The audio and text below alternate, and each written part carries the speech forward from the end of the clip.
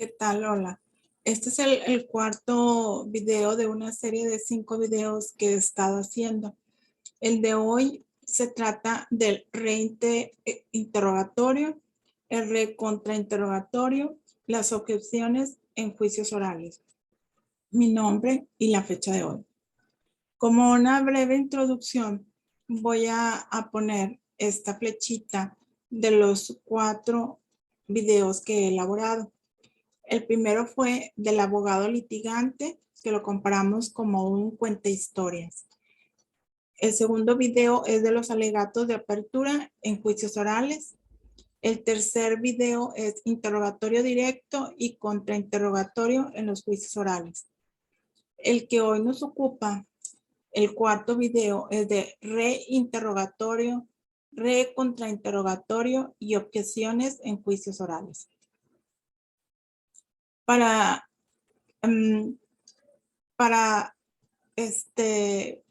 plantear este video, me voy a soportar en el Código Nacional de Procedimientos Penales, en los artículos 6, en el 373 y en el artículo 374. El artículo 6 nos dice sobre los principios de contradicción. Las partes podrán conocer, controvertir o confrontar los medios de prueba, así como oponerse a las peticiones y alegatos de la otra parte. El artículo 373 de reglas para formular preguntas en juicio nos dice: toda pregunta deberá formularse de manera oral y versará sobre un hecho específico. En ningún caso se permitirán preguntas ambiguas o poco claras, conclusivas, impertinentes e irrelevantes o argumentativas que tiendan a ofender al testigo o a peritos que pretendan coaccionarlos. Las preguntas sugestivas solo se permiten a las contrapartes de quien ofreció el testigo en contrainterrogatorio. El artículo 374 nos habla sobre las objeciones. Las objeciones son preguntas que deberá realizarse antes de que el testigo emita respuesta. El juez analizará la pregunta y su objeción, y en caso de considerar obvia la procedencia de la pregunta, resolverá de plano. Contra esta determinación no se admite recurso alguno. Estos artículos los tomé del Código Nacional de Procedimientos Penales, tal y como aparecen ahí en el código. Esta es la base para este video del día de hoy. Partimos de primero de un testigo. El testigo que lo presenta el Ministerio Público, que fue en el anterior video lo que vimos en la primera etapa del interrogatorio directo. Y el contrainterrogatorio, que es la segunda etapa, que es la defensa del acusado. Este video, el que hoy vamos a tratar, es de la tercera etapa, que es del reinterrogatorio del Ministerio Público, que nuevamente le hace al testigo. Y la cuarta etapa, que es del recontrainterrogatorio, defensa del acusado nuevamente al testigo. Aquí ya lo vamos a ver más específicamente, que es el reinterrogatorio, que es de este que estamos hablando, de esta tercera etapa. El reinterrogatorio, que es el que hace el Ministerio Público una vez que ya la defensa interrogó al testigo que él ofreció y él considera volver a interrogar a su testigo. ¿Para qué? Para clarificar o rechazar alguna manifestación que haya dañado al testigo durante los cuestionamientos de la contraparte. Se realizan preguntas relacionadas con la información que dañó al testigo para rehabilitarlo. El juez se encarga de limitar la intervención y no permite preguntas fuera de contexto. Su organización es más flexible. No tiene que ser en un orden cronológico y el abogado puede hacer preguntas guiadas. Esto es en referencia a la primera etapa, donde se recomienda que todo sea cronológicamente expuesto. Ya que una vez que se expuso cronológicamente en estas nuevas etapas de reinterrogatorio y el recontrainterrogatorio, ya son más flexibles, ya no tiene que hacer un orden cronológico, porque esto ya es sobre la nueva información que surgió del primer interrogatorio. Esto requiere una agilidad mental por parte de los abogados para estar argumentando al momento. El recontrainterrogatorio, que está aquí en azulito, que me regreso a la primera, que es si se sugiere o se acepta un recontrainterrogatorio, que es la defensa del acusado que nuevamente va a volver a interrogar a su testigo. Esto es sobre la nueva información que surgió. Aquí más específicamente viene. Una vez que el oferente tuvo la palabra por segunda ocasión para interrogar a su testigo, el juez dará uso de la voz a la contraparte para que éste a su vez pregunte. El alcance se reduce a cuestiones que tenga que retomar y que se haya derivado de la nueva información que se generó en el reinterrogatorio.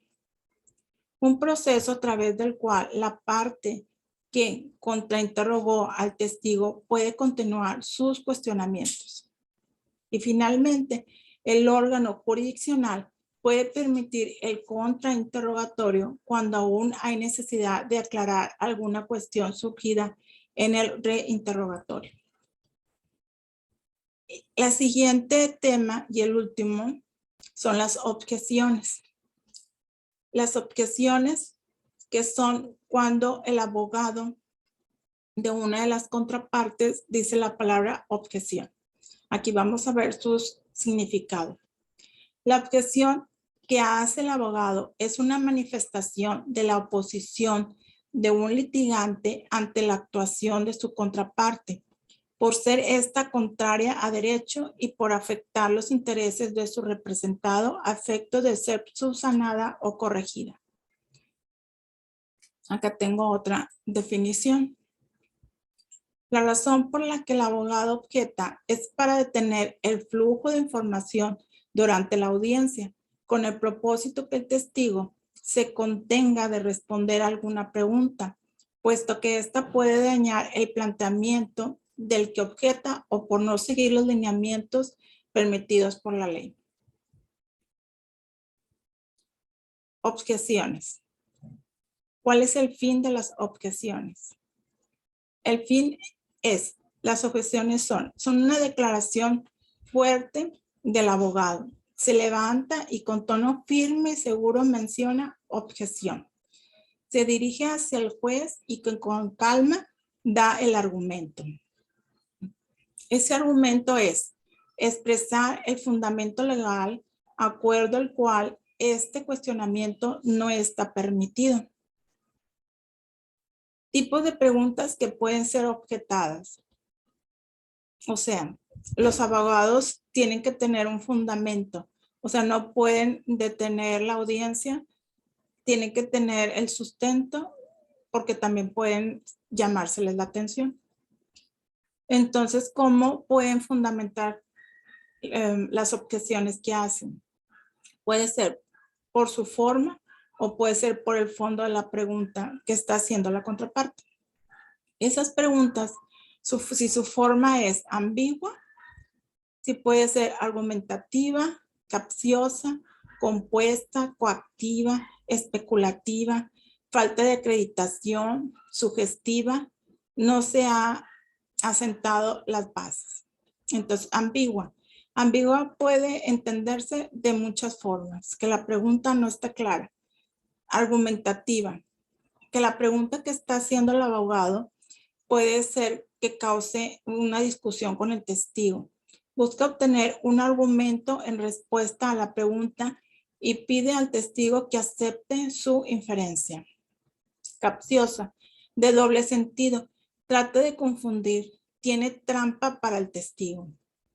Compuesta, pregunta dos cosas al mismo tiempo y nada más debe de ser una por una, porque después se puede prestar a confusión cuando contesta el testigo, que no se sabe si dijo sí o no a la primera pregunta, a la segunda, a la tercera.